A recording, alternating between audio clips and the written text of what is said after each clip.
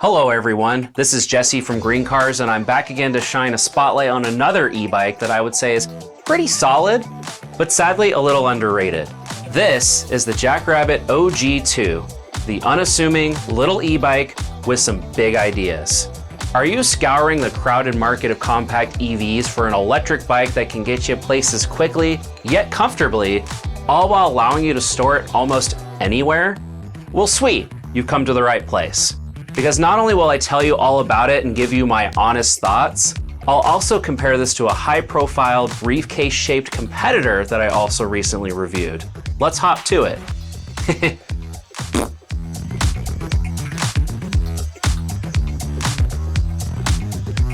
Like I said in my intro, the JackRabbit OG2 is a solid little e-bike.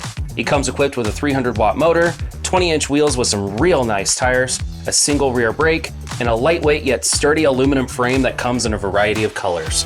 What all this mumbo jumbo means is that you get a compact e-bike that outputs enough power to get you to 20 miles per hour, is capable of handling a variety of terrain, is able to stop without flinging you over the handlebars, is not too bad to carry around at 25 pounds, and you look cool while doing it. Especially if you can ride your bike with no handlebars. No handlebars. The JackRabbit also folds down to allow for easy and only somewhat awkward carrying. It measures 45.5 inches long, 30.5 inches high, and 7 inches wide when in travel mode. So it'll fit pretty much anywhere at your destination. No more leaving it outside to see if anyone's brave enough to steal it. Plus, JackRabbit goes even further by saying it's FAA friendly. Yes, you can take this with you on an airplane. All you need to do is remove the battery and carry it on with you. Then check in your bike at the counter and you're good to go.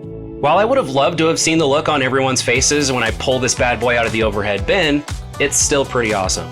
Speaking of battery, the JackRabbit gets you about 10 miles on a single charge, which can be recharged using any standard outlet in about 3 hours. Which is fine, since most of my last-minute commutes to my local grocery store to buy more baby formula are about 3 to 4 miles. There's also a bright LCD display on the handlebars to help you keep track of your battery level, speed, and which driving mode you're in, of which the OG2 offers you 3 to choose from: Eco, Mid, and High. So you can decide what you need: more range, more speed, or somewhere in the middle. In my testing, I didn't need to travel very far and had the ability to charge at my destination, so I went all in on speed, and I'm happy to say it was absolutely the best choice. The other awesome trick the JackRabbit has up its sleeve is a whole ecosystem of accessories you can buy for it. Remember when I mentioned earlier that you can remove the battery? Well, that means they're swappable, and they sell spare batteries. Not only that, they sell a bigger battery that increases your range from 10 miles to 34 miles. This means if you bring extra batteries, you can technically have infinite range on your JackRabbit. Just make sure your wallet is infinite too. But aside from batteries, there's also a faster charger, a car charger for when you're out and about and need some extra juice, a rear basket for hauling your favorite extraterrestrials, a tow hitch for when you feel like hooking up a trailer and hauling stuff, a headlight and taillight set for visibility at night, and, most importantly, a cup holder. So now we've reached the part of the review where I would typically start listing any negatives I have about this bike and all the little things that bothered me in my testing. But honestly, I'm not sure what to say here without seeming like I'm really stretching just to find something bad to say about it. And I'm not the type of guy that goes out of my way to look for negativity.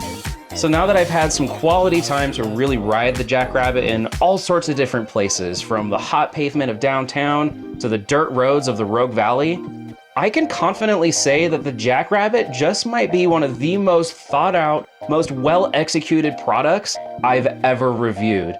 And please know that I absolutely do not say that lightly. All in all, the JackRabbit is a fantastic little e-bike. It's super agile, very zippy, and most importantly, a lot of fun. It checks all the boxes for what I expect in this category. It also hits that sweet spot in being a very practical form of transportation. Between the ability to fold down, its lightweight, its range, speed. This is all starting to sound a little familiar to me.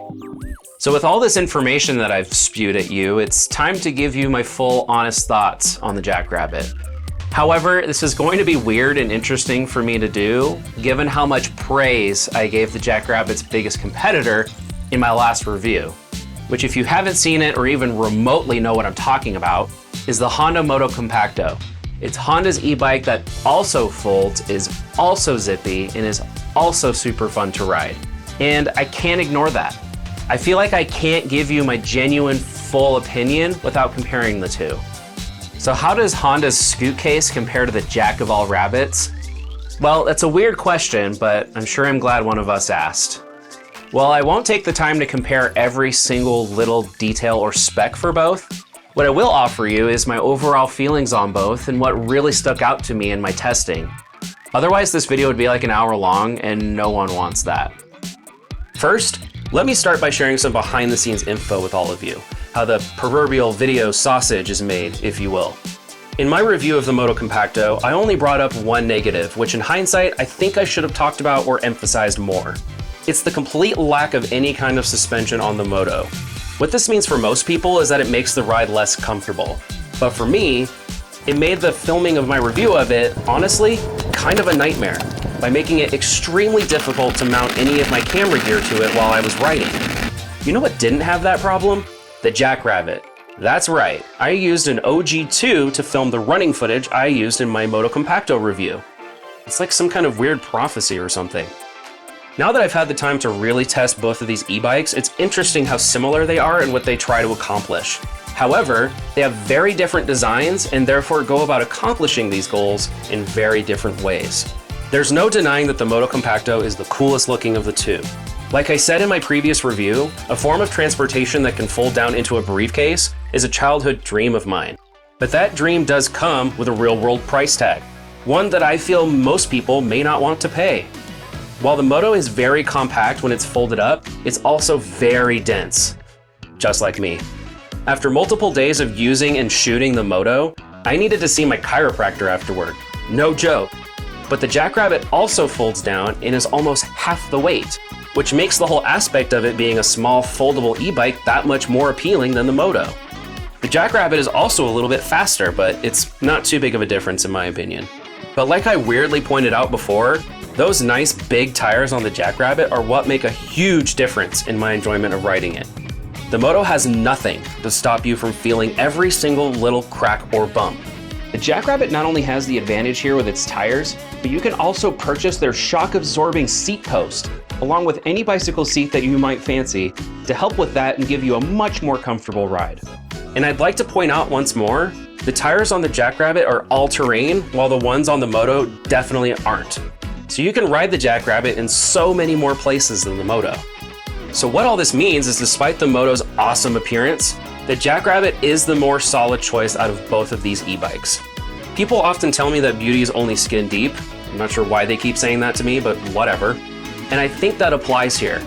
You can have the coolest looking bike in the whole world, but if it's hard to carry, hurts your bum whenever you run over a crack, and can only be used on streets and sidewalks, that severely limits its usefulness, and more importantly, the fun of riding it.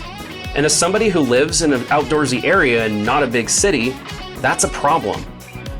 Yeah, definitely wouldn't be taking the Motocompacto up here. You'd be dead by now. For $1,249.99, about $250 more than the Motocompacto, I think the huge leap in practicality, comfort, and ability to ride in any terrain makes the JackRabbit OG2 the better choice. I know this sounds like I'm completely dogging on the Motocompacto, but I'm not gonna lie when I say that it hurts a little bit to admit all of this. Like, I personally have a lot of love for the Moto and how cool it looks, how you unfold it, and just how fun it is, right? But as a reviewer, you have to be unbiased and give your honest and true opinion about whatever it is you're taking all this time to produce a video about. So as much as I love Honda for what they built, the JackRabbit is the clear winner here.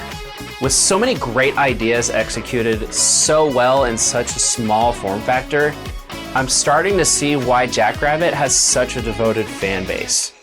Because these bikes are just plain awesome, pure and simple. Their website says that there are over 60,000 Jackos out there. Well, you know what? Now it's 60,001.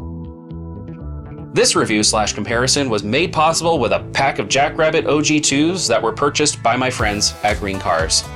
This means this review comes from my own honest opinions, not anyone else's.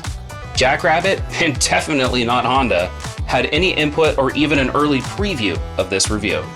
They're all watching it right alongside you. If these are the kinds of reviews you enjoy, please consider liking this video and subscribing to our channel. I also want to hear from you about what you think of the JackRabbit, or maybe even your thoughts on this fun little comparison of this and the Motocompacto. Because I know there are some of you out there that, like me, really love the Moto. So go ahead and drop a comment down below and let's chat. Once again, this has been Jesse of GreenCars. Thank you once again for stopping by, and I'll catch you all in the next one.